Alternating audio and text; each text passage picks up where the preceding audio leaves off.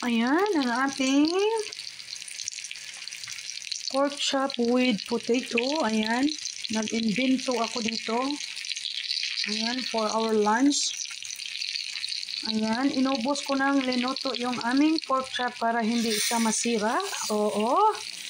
Actually, yung pork chop natin, luto na yan. Sweet potato natin, niluto natin ng butter yan. Of course, malami na yan, no? At saka, meron tayong, ang ating pork chop, marinated yan. Itong juice niya ating isabaw mamaya. O, diba? Oo, then meron tayong ipaibabaw. Oo, ipaibabaw natin ito, oh.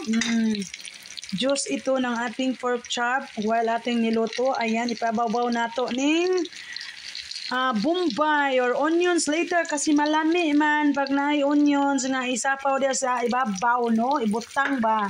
Mauna siya. So, see you later. Oh, lami na yan.